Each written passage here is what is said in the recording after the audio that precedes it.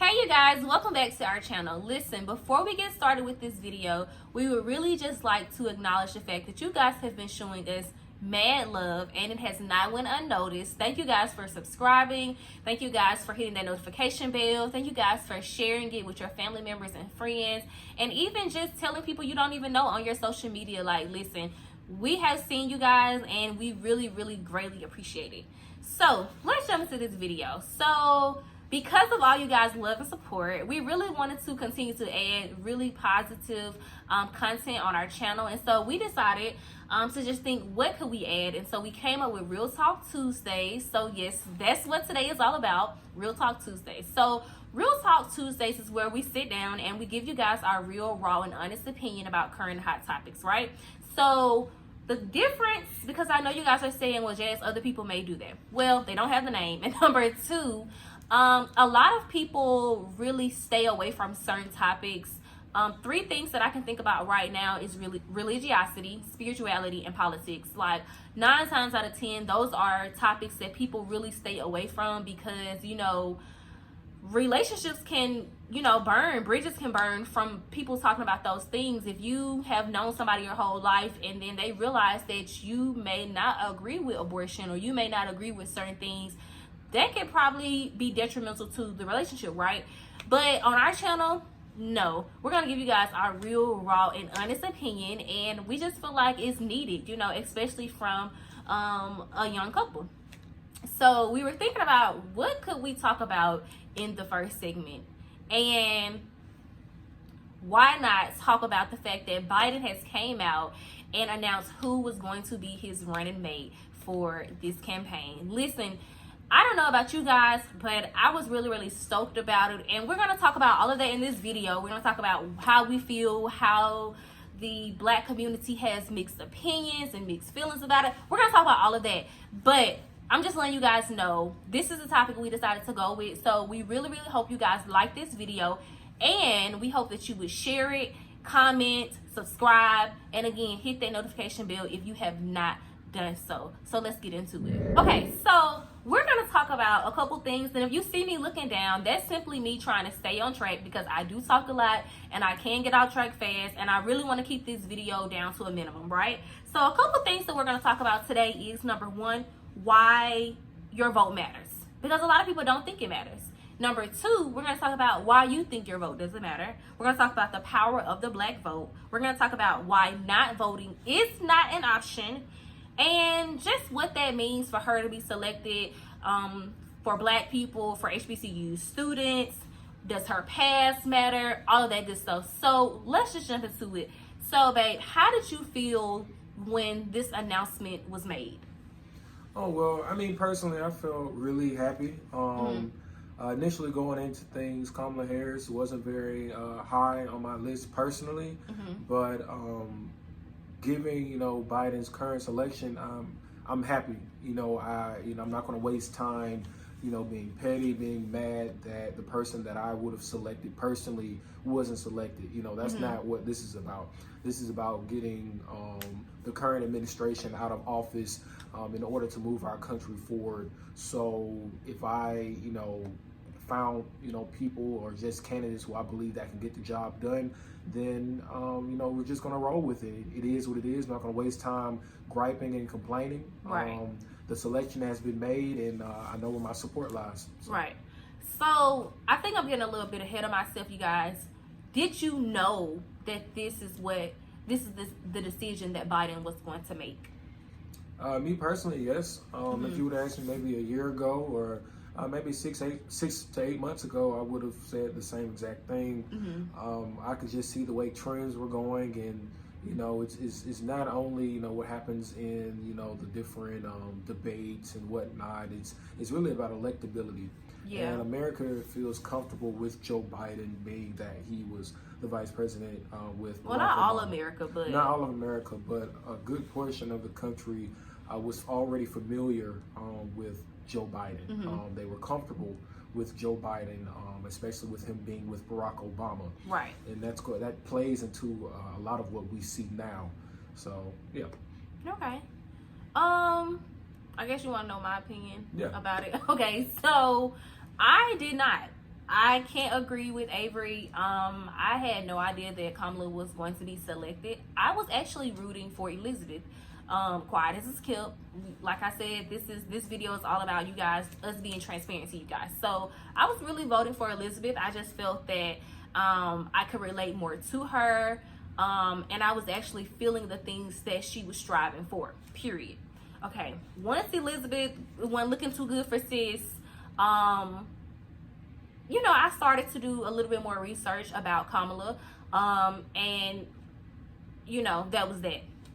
Didn't think too much of it because I know that people can always change their minds, and you know, I really wasn't sold on any of the ideas. Okay, so fast forward to the announcement. I'm just gonna be real with you guys. Like, even though she was not my first pick, when it was announced, I think a week ago, I felt great. I felt liberated. I felt happy. I was really happy for her. I was happy for our community. Regardless of past, regardless of all of that, I felt liberated as a Black woman, because to see another Black woman kind of break the barriers that have been placed, not just for other Black women, but for Black men as well, I felt relieved. I felt liberated to see someone break those barriers. You know what I'm saying? And so it kind of made me feel like, if you want to do something like this, you can do it. You know, just like when Obama was elected, there were so many little Black boys that, if not before, were definitely like, you know what, I want to run for president one day. You know what I'm saying? And so that's the kind of feeling I felt.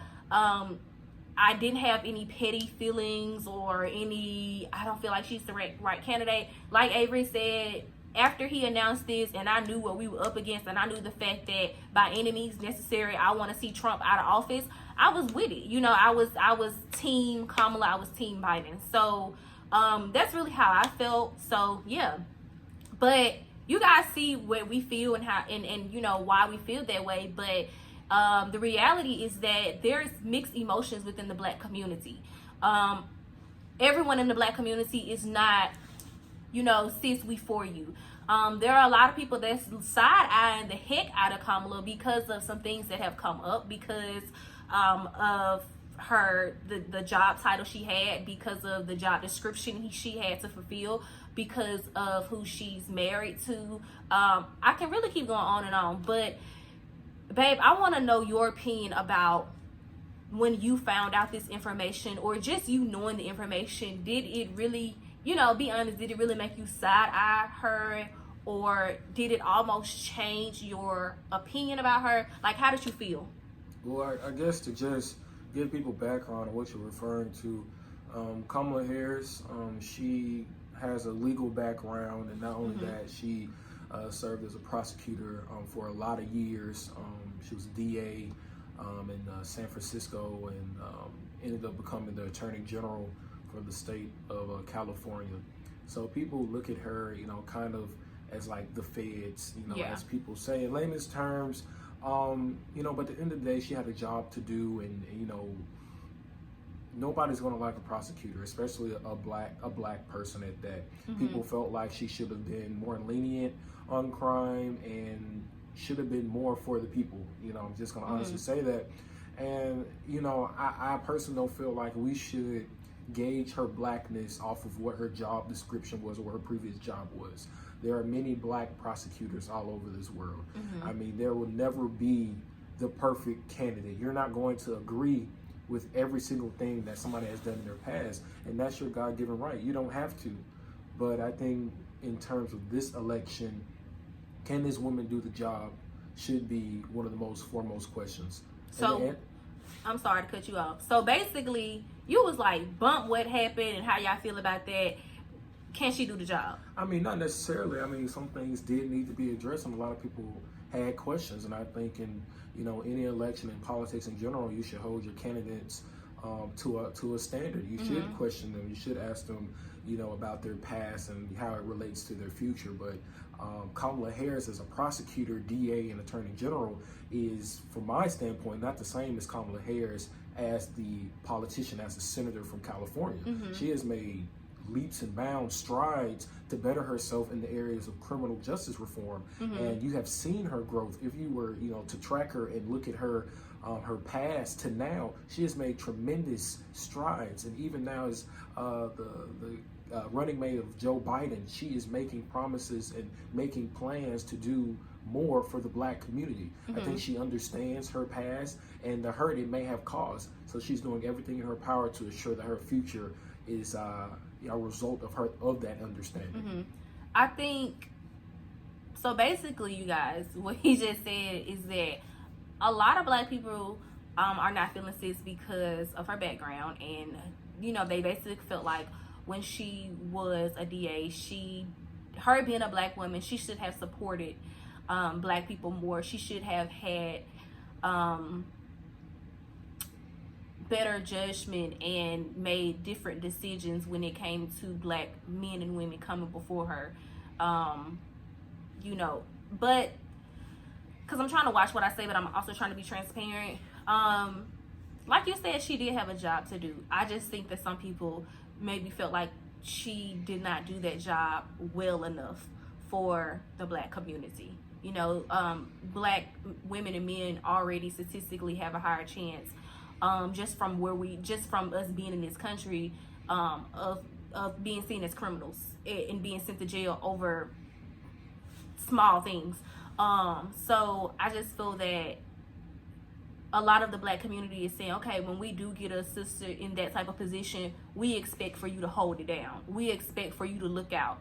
And that's not something they felt she did well enough. And so because of that, they are side-eyeing her and seeing if she wasn't for us then, how would she be for us now?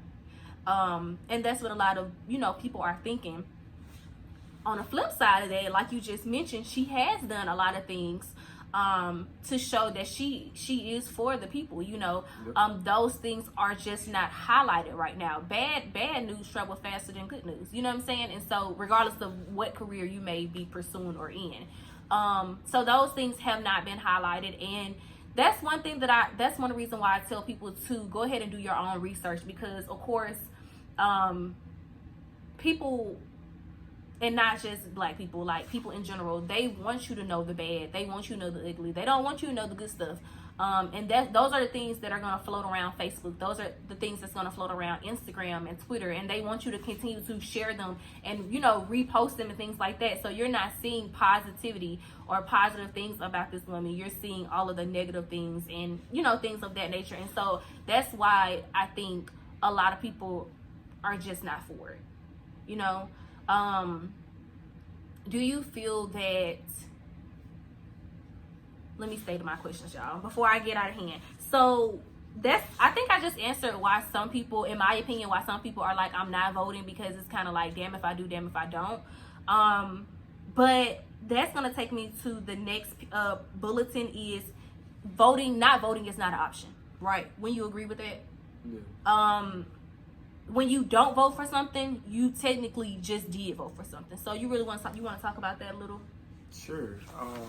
Just to briefly touch on that, in regards to not voting, not voting is not an option.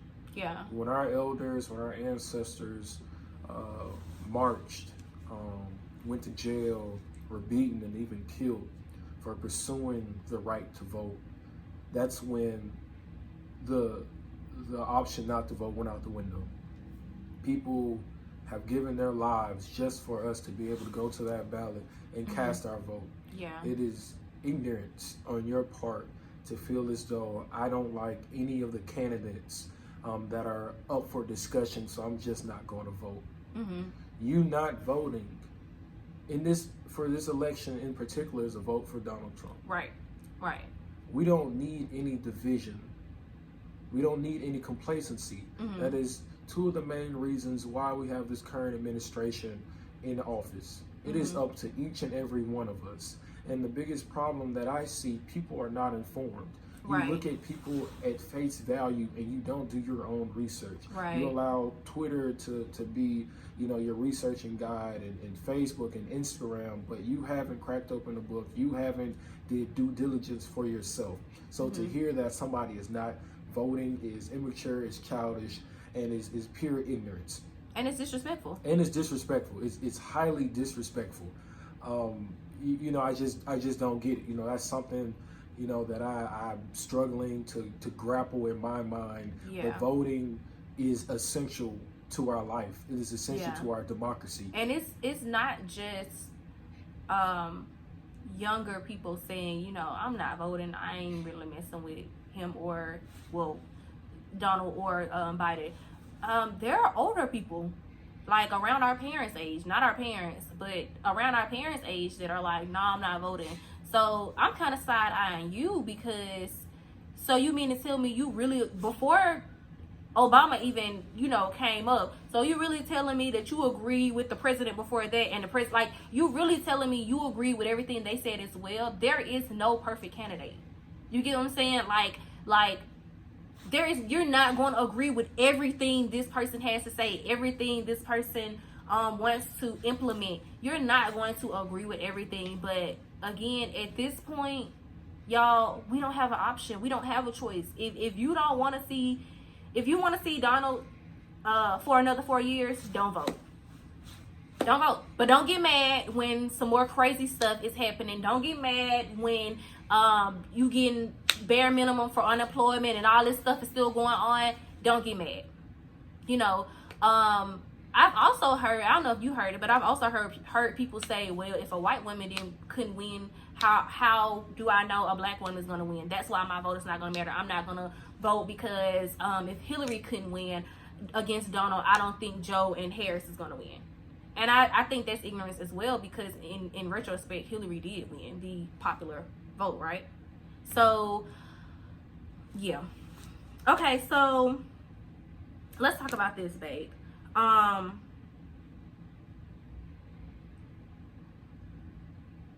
How do you feel this will have an effect? Do you feel that this will have an effect on other HBCU students to see an HBCU grad being selected?